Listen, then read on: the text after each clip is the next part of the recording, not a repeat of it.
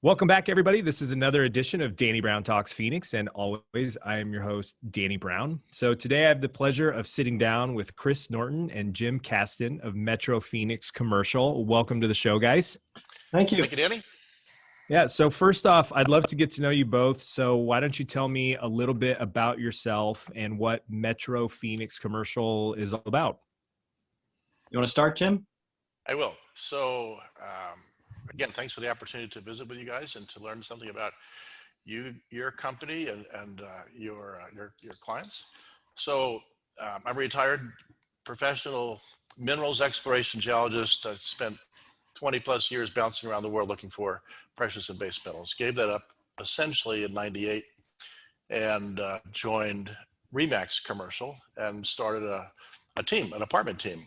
10 years later, started my own company, same group. We just moved down the sidewalk in the same office building. And over the 20 plus years, we've sold, 1,000, 1,500 apartment communities, give or take, maybe $1.5 billion gross value of dollars. And it's been fun to work in that arena and do better than I think other professional agents have done, just serving the client better. That's my story. Very interesting. And Chris? Well, I got into this business a little differently. First was an investor. I considered investing in real estate for 10 years, and then finally realized, looking back, I'm not getting any younger. I probably should take some action. I moved out to here in Phoenix in November of '09. And within 4 or 5 months, having never bought a property in my life, not even for myself to live in, I bought my first investment property. It's one I still hold today in my IRA. So I came at this business as an investor first, sank a lot of money into my education with a lot of credible, ethical, highly experienced mentors. That's how I kind of learned about apartments. That prompted me to kind of pick apartments as what I wanted to pursue. It led me to meet Jim Kasten. And at the time, I had gotten a real estate license for the purposes of my investing and made the switch to becoming a full-time apartment real estate broker. So that's my background. So commercial is very different than residential, because in residential, you kind of specialize in anyone looking to buy a home. You don't necessarily have those specific niches that a lot of commercial agents fall into. So, for commercial, I've got friends that do commercial leasing, that do industrial, that do, restaurants and food versus retail shops. And there's just this whole gambit of commercial. So you guys have mentioned apartment complexes a couple times. So for our audience, why don't you dive into a little bit deeper about what your specialty is in that commercial world? So I'll take this and then hand it off to Jim. One of the things that it differentiates people is when you get into commercial, you can be a generalist or a specialist. And I think the client is best served when you're a specialist, because you intensely know the market much greater than you can if you chase all the rabbits. So if you're doing industrial sales, multifamily sales, retail leasing, I can't see how you would be excellent at any one of those if you're trying to juggle all the balls at once in the air. So to this end, becoming a specialist, we have a concept of dedicated client first. That's our approach. Like your company, you have specialists that you have synergy with and that can help serve the client, and they're there to support one another. We've had a team in the past with the same concept. We all communicate, we all share what's going on with what we're working on, and everybody helps each other. So the client's always served by putting the client first, by being dedicated to the apartment market and being dedicated to that client. If we look at the transaction they're involved in and we feel like the best course of action is for them to walk away, we know we're not going to get paid. That's what's in the best service and the best interest of the client. Right, Jim? Sure. It is a client first dedication, and it's a mandate for all the agents that have worked in the company. So nicely said, Chris. Yeah, I think that's super important in both our industries, that you've got to put people ahead of profits. You've got to put the client's needs ahead of your own. And at the end of the day, what's in my best interest may not be what's in the client's best interest. And you've got to try and separate yourself from that so that you can properly advise your clients. And I think that that's super important and something that gets lost in both our industries quite often. A real quick summation on that. If you ask a lot of the very successful people in the country, what's their top 6 reading list, of books. Think and Grow Rich repeatedly shows up over and over. Napoleon Hill has a very good quote in that book: provide the great service first, the money will follow. So I think that principle holds true today. Yeah, there's a variety of ways, in different people who kind of say similar things. I think Zig Ziglar had one that, if you help enough people get what they want in life, that you'll end up getting what you want in life. I always butcher that quote, but it's along those lines. And I've always said that if on a long enough timeline, if you do the right thing, that you'll end up winning as well. So I think a lot of great people throughout history have said very similar things. So I like that. That's the distinguishing point to make, because a lot of commercial brokers are about the transaction. They're just about making a deal and cashing a check and moving on to the next one. And so I think that really kind of sets us apart. That's very true in my industry as well, that as soon as the deal closes, people are on to the next one. The statistic is crazy. It's like 7 out of 10 people they'd use the agent that they used before, but they don't remember who they are or even how to reach out to them. And that's because they got their check and they just disappeared. Yeah. So, it's all about maintaining that long-term relationship for sure. So you guys specialize in helping people or developing apartment complexes. Is that correct? Yes, primarily. So tell me a little bit about that, how you got into developing apartment complexes and what that has looked like over the last few years here in Phoenix. Let me go back a little bit. So I started back into apartments. I did some apartments in Reno, Nevada. And I did some of those as a geologist. Sometimes commodity prices are low, and so there's no income. You get fired from the jobs, you got to do something. So I did a few years of apartments. Then I came into Phoenix, and I started working with duplexes and fourplexes and eightplexes and little things. I'm learning the game, and ran into some folks. I call them Dick and Bob. They became friends after the years. We started putting our heads together. One was an attorney, one was an engineer, and I'm the broker and stuff. So, but we took them from also investing in fourplexes and things like that to get them into a 20 unit, then a 40 unit. Then we stepped up to 153. Then we were at a 213 or 14 unit property. And it's all the same effort per property, kind of.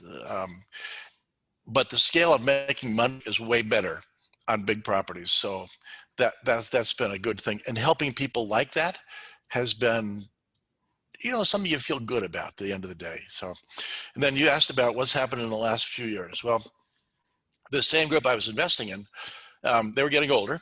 Attorney had retired. The engineer said, he's older than I am. He's 75. And he just said, it's time to quit. So we sold. And I'm going, guys, the rents are going up. You can't do that.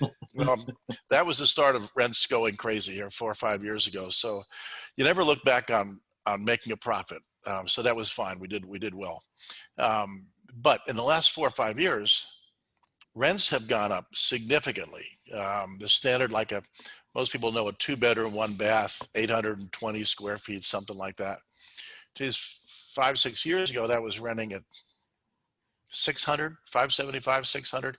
That same unit today is probably at 950 without doing anything, nothing at all. We had a big run up in apartment values in 2006 and 7, then it kind of cratered at the end of 7 and into 2008. Lehman Brothers collapsed in 8.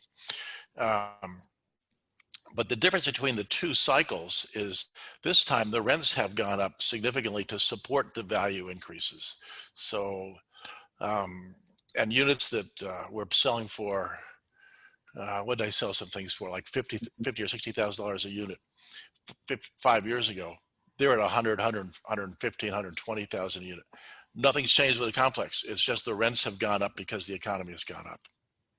Yeah, it seems like they're building apartment complexes all over the place. Like every time, every direction you turn, at least in kind of central Phoenix, it seems like there's a new high-end apartment complex that's serving this, semi-luxury type client. Why is that?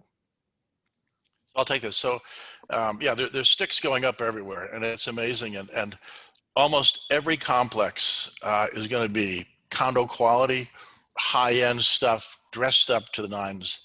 there's a difference, a little bit of affordable housing that Chris will talk of it in a little bit, but just to give you some background. So right now, and I track this, and it's on our website, and Chris has made a map. You can see where there's new construction. There's 28,000 units under construction. 28,000. There's another 24,000 that are in a planning stage that'll probably get into the construction. And then there's 19,000, almost 20,000 that are prospective, and most of those probably. So 72,000 total in the pipeline. So the question that people ask, with all this construction, you can go every place and see this new construction. And are we going to overbuild? And at some point we might. Right now, we're not. You've got enough people coming into the valley, a lot from California. The net migration is probably 80 to 90,000 per year into Metro Phoenix. We are not building enough to support that influx of population that will use apartments. Will that turn? Yeah, probably we'll keep building, and then the population will not support it. And so, but right now, we can fill in. And the vacancy, I say that, we're at a historic low of 4.5% vacancy. 4.5% vacancy is essentially 100% full. It takes 3 or 4 days to turn a unit. So if a tenant's leaving and then a new tenant's coming, you got to turning is like cleaning the unit, getting that set up for the next tenant, and then a few days for that tenant to move in. That's your vacancy. But there's a waiting list already for almost every apartment complex. So lots of new construction to come, and lots will continue to be built. Yeah, I mean, we're facing the same thing in the residential market where there's just not enough homes to go around. Just period, with the influx of people moving to Phoenix, a lot from California. Of course, we've always had the winter visitors moving from the Midwest to escape the cold. Lots of people from Washington. So, I track where people are moving from to come and move to Phoenix. And I think last year was one of the greatest gains in our population that we've seen in about 5 years. And that's with a raging pandemic. And so these people have to live somewhere, and the housing market, I'm sure, as you know, has just been going nuts in terms of property values, to where not everybody's getting a house to purchase. So they've got to end up somewhere, and it makes sense that they would turn to apartments. Danny, quick question. Roughly today, about how many homes are listed for sale on the MLS? Right around just over 3,500. I know different sites will report different things, but I track what I consider to be the greater Phoenix area. Yeah. I don't just pull up what's listed in the MLS. I'm tracking the parts that matter. Sure. And so it's about 3,500 between houses, townhomes, and condos. Today, to put that in context, you're talking about 3,600 homes for sale in a metro that has 4.6 million people. That's crazy. I know a normal market should have much more for inventory. So, I mean, this is, both are telling a very clear picture here, both on the for rent product and the for sale product. Yeah, I mean, for us, we should be closer to like 35,000 to 40,000 homes on the market to be balanced between buyers and sellers.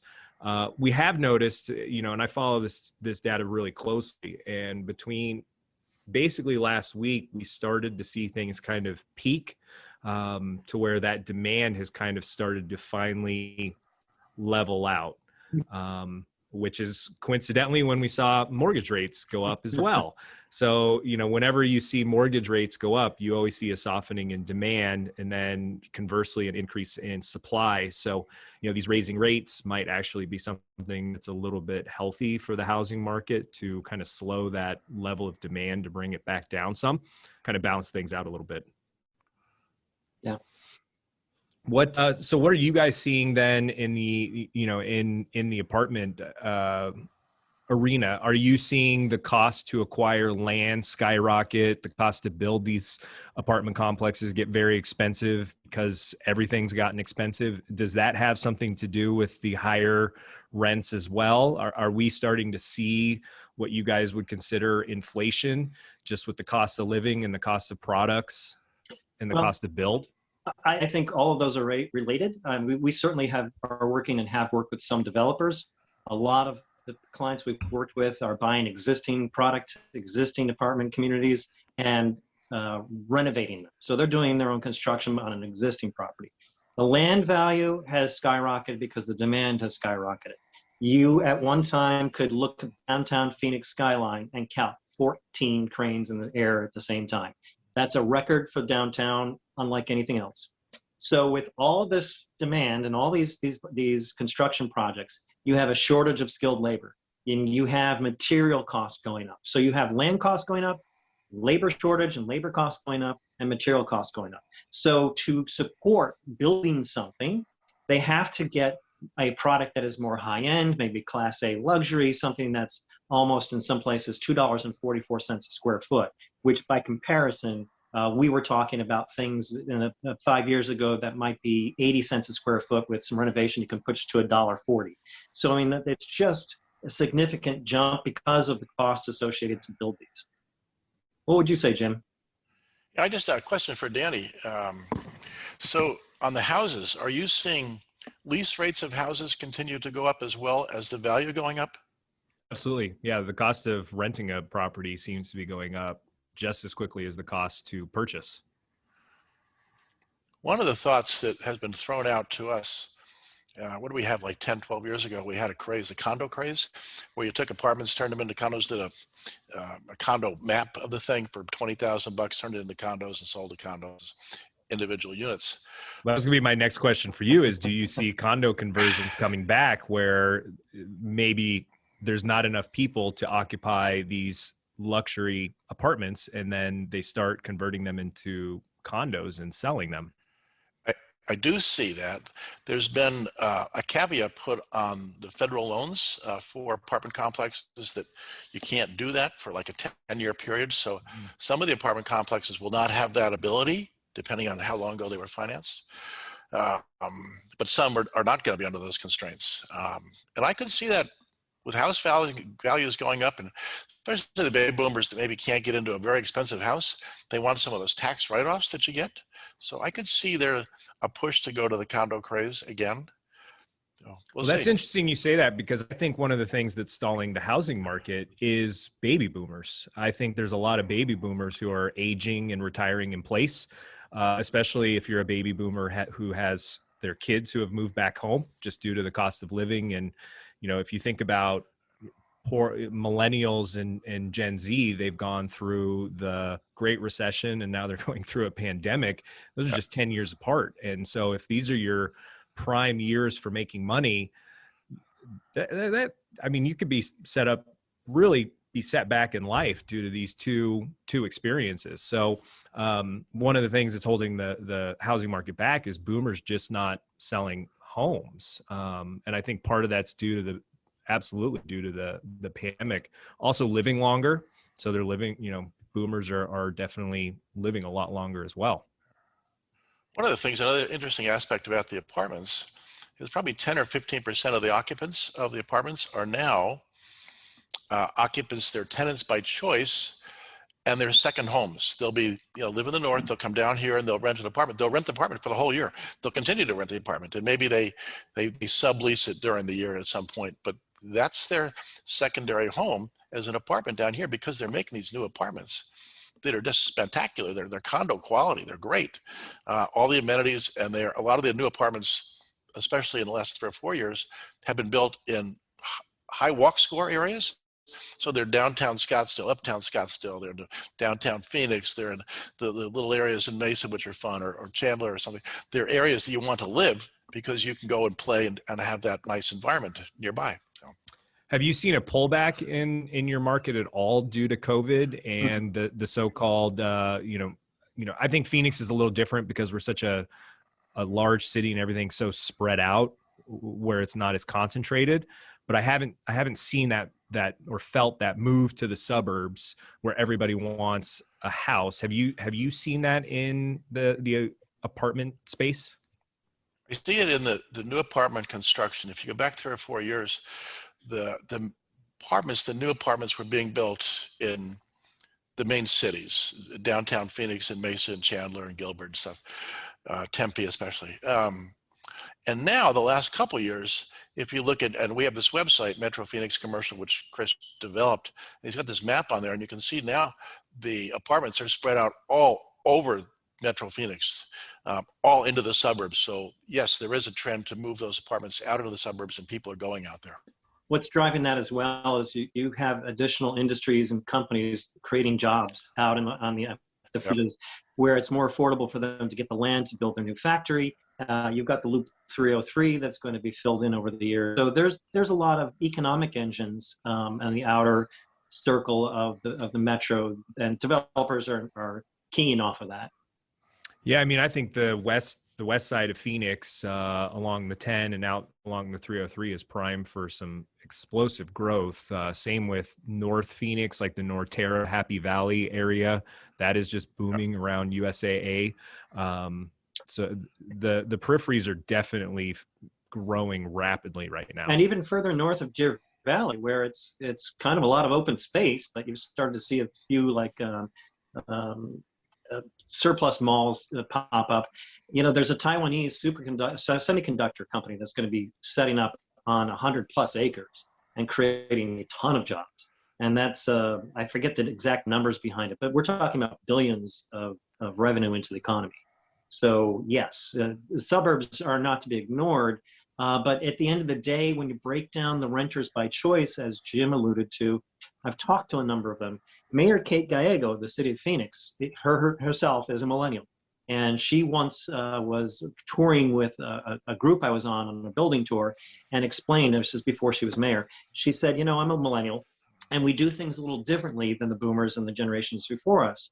They used to find a job that they really loved or they really wanted, and then they would move to where the job was. Us millennials, we first find the place we want to live, and then we find a job in that area we want to live. So there's a shift. And so when you look at the trends I've looked at and the people I've talked to, they don't want to be out in the suburbs necessarily, because that's not where their friends are. It's not where the entertainment is, the shopping is. And conversely, some of these boomers are downsizing. I'm not saying it's not a problem that they're not, but some are downsizing, and they're wanting the same thing, the walk score, be close to arts, culture, and dining. And so some of these renters by choice are seeking more centralized, developed density by the choice of a lifestyle. And so that's kind of a fundamental shift I've seen in the tenant base. I've only been in Phoenix 10 years, but that seems to be a shift I've observed in the last 5. Very interesting. How has everything that's been going on affect affordable housing? I mean, one of the things that's made Phoenix such a draw for such a long time is the affordability. And I'm curious to see, I've always considered, I'm a native and I love Phoenix, but I've always considered it kind of a second tier city. Yeah. And I think COVID has really catapulted Phoenix into kind of that first tier. And I think that's really starting to affect affordability. Yeah. And so what do you see in affordable housing, affordable apartments going forward for Phoenix? There is enough there to have a whole separate podcast about. So I'll try and touch on just kind of the highlights. To your point, the big data trackers still consider or classify the Metro Phoenix as a secondary market. I think some of that's changing. I don't know when it'll be that they start considering us more of a primary market. We have a 365 international airport. We have a lot of people growing the county. Maricopa County encompasses all the cities of Metro Phoenix. I think we're the 3rd or 4th year running as the fastest growing county in the entire United States. We end up netting 90,000 more people at the end of the year. And a lot of these people are coming from more expensive areas, maybe coming from the coastal cities, where they're accustomed to making more salary. So they arrive and they look at Phoenix, and for them, Phoenix is cheap. Compared to the $1 million home that was 1,300 square feet they're leaving, they can buy the same home for half the price. So for affordability, it depends who you ask. Now, if you talk to people who lived here for some time, they're getting priced out of the market because of this demand that has more money coming into our market. And plus that all the factors we talked about for construction driving the necessary rents to support that product way up out of the reach of normal, everyday blue-collar Joe living in Phoenix. The city of Phoenix has a affordable housing advocate, Sherry Boucher, and you can go to KJZZ's website. They did an interview with her and another gentleman back in May of 2020. And they said, what does affordable housing mean in Phoenix? And so some of the big takeaways from that are that using HUD standards and some various definitions, the questions first center around what does it mean to be affordable housing.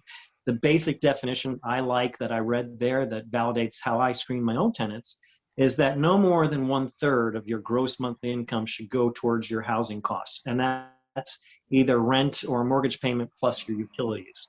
And generally speaking, when you take HUD standards and classify what's the median income, where does that lie, something like 46% of Phoenicians are classified as low, very low, or extremely low income. And that could be for a household of four, anywhere from zero to say $58,300. Not a lot of money. So when you have gentrification, you have high product, and you're getting outbid by people with more money coming into this market, housing becomes a struggle. And we're talking about people, not talking about people that people would fear. We're talking about school teachers starting out. We're talking about service professionals like waiters at restaurants. We're talking about professional services, people that enter in the job market. We're talking about seniors and fixed incomes. These are not your boogeymen. These are just everyday citizens that are getting priced out and finding the housing choices around them no longer affordable. The city of Phoenix has a bunch of land. This is one example between, say, 16th Street and 24th Street from Washington to Roosevelt. They own a lot of the land out there, and they would love nothing more than to help partner with developers and build affordable housing. If you drive in that area, you'll see 3 projects coming out of the ground now. And it's a combination of partnerships, some low-income housing tax credits, some incentives. There's a whole other podcast that could be talked about this. So I see that there's a tremendous need for affordable housing. If you go to phoenix.gov/housing, you can see more. If people, your listeners, would like to learn more, that's a resource to go to.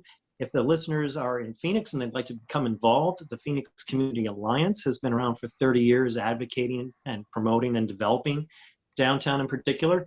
They have a committee called Social and Housing Advancement. So this organization is made up of civic leaders, business leaders, and government leaders, all trying to solve big problems and taking 2 or 3 years. They're not in a rush. It's not a for-profit company, and coming up with real solutions. So there is some ground being made, but we have a lot more work to do in that area. I actually joined that organization, and then COVID hit. So I have not had an opportunity to participate in anything because I don't know anyone. It's all shifted to Zoom. I participated in one meeting and I was just like lost. So I kind of put a pin in that so that when we could meet in person, start joining that. But we also support UMOM, and we donate to them on a regular basis. And they're about ending homelessness, and they build affordable housing in Phoenix. And they always talk about how everybody's in support of it, but nobody wants it, not in my backyard, Sure. is the saying. And so it's a very challenging thing to navigate for sure. One final tidbit I could add on that might touch anybody. The state of Arizona, Tim Sprague and a few others spearheaded this effort to combat the problem of people experiencing homelessness, and finding more affordable options for them. When anybody sells a home, they can tick a box or ask the title company and set aside $25 of their sale proceeds to go to the Arizona Housing Fund. And for commercial, it's suggested $100. Well, if you're selling a $4 million, what's $100? If you're selling a $300,000 house, what's $25? It's raised several million already. It needs more funding, but it's so small and so simple. If we could just get the word out, that would make a significant difference to getting these projects built so people have an affordable choice. Yeah, I think title companies need to do a better job of training their notary staff to present that as an option. Because as someone pre-COVID that went to all of their client signings, it's not something that gets talked about enough. Yeah, it's a messaging exercise, and the title companies are not always up to speed on it, but the word is spreading. I'm just trying to spread it here. That's good. That's good. So, we're kind of running out of time here, but I wanted to get your thoughts on what the future for Phoenix looks like as, guys who are in the trenches and helping Phoenix grow and building housing here. What do you see in the future for Phoenix? You want to go first? Yeah, and Chris knows kind of where I'm going to come from. So I'm not a big fan of the new administration. I think there's a lot of problems that could be created, tax-wise and job-wise and border-wise and things. But some other things that are of concern, and Danny, maybe you can help with this. Pretty soon we're going to run out of the ability to defer evictions. Right now, people can stay in there and not pay rent, and you can't get them evicted. In some cases, you can. We're also, at some point, this unemployment insurance is probably going to run out. So people that are just on the dole won't have the ability to pay for their mortgage payments or their rents. Now, the other thing is many people have not had to pay on their mortgage payment for over a year now. And at some point, that's going to come to an end. So there's some news writers out there that are saying that we're going to have a big change in our economy here with those kind of things. And I don't know if you anticipate that as well. Danny, what are your thoughts on that? So don't have a lot of input on the eviction moratorium and what that's going to turn into, but I do, I survived the Great Recession and was in real estate during that. And I don't think that lenders, the banks, want to go through anything like that again. Mhm. And so I know that they don't want to foreclose on anybody. And I think that a lot of the forbearances, and especially the ones backed by Fannie and Freddie, have the ability to turn into deferments where, yeah, you've put those mortgage payments on hold, and with the forbearance, that they technically would all be due at once. And that would probably just destroy people if they've been not making their payment for a year and probably can't come up with that money. So the banks are allowing for deferments where that money is just, it's there and it's hanging out and you owe us it. It's kind of an IOU to where when you go to do a refinance or you sell your property in the future, you pay that off at that time. So I think that will be there. And I think it just takes people picking up the phone and calling their servicer to make sure that those things happen. I know, for example, Quicken Loans does not want to foreclose on anybody. And they're sending letters like, call us, we don't want to foreclose on you. They're sending people knocking on the door saying, we've mailed you, we've called you, like, talk to us. All we need to do is have a conversation with you so that we can get your authorization to do these things. So I don't necessarily think that there's going to be this sudden foreclosure crisis like we saw in 2007, 2008, because I think that the banks are more prepared for it this time around. And they lost a ton of money kicking people out of homes. And I don't think they want to go through that again. Something that just occurs to me, back in 08 and 9, 10, we had kind of a subdivision of our group under Kasten Long Commercial Group. They were helping people with getting into short sales or not short sales and helping to negotiate with the banks. We learned how to quickly talk to the bank and see what their ability was to help a borrower. We both might get into some of the things on the residential your side, commercial on our side, to help people down the line. I'm just thinking out loud here.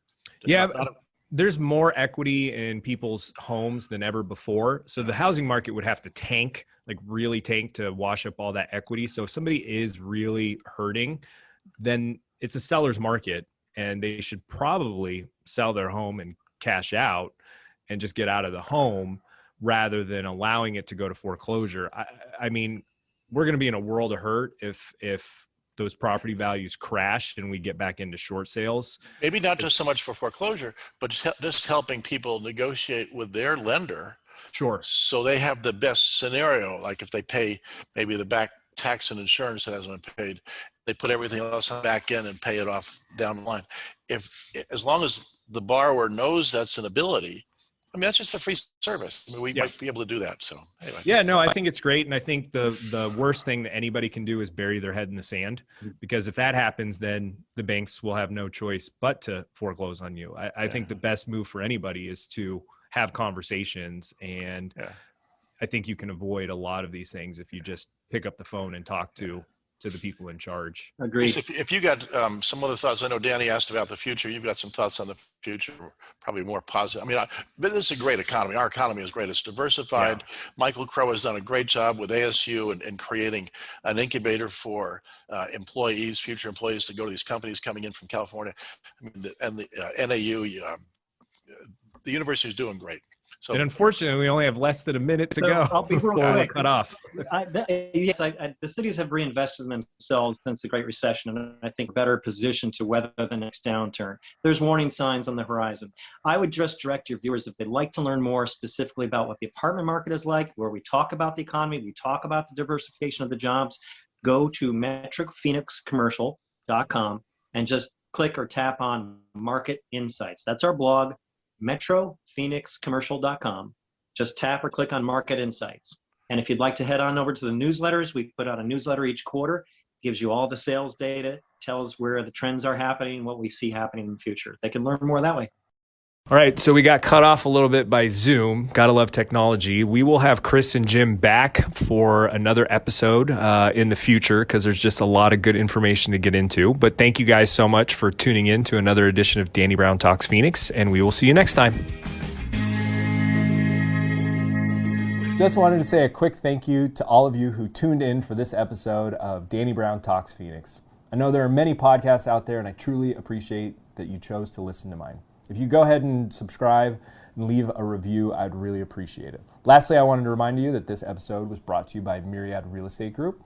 So if you ever have any questions about real estate or looking to buy or sell in the Phoenix area, please visit myriadaz.com, which will be linked in the description. Thanks again for tuning in to Danny Brown Talks Phoenix.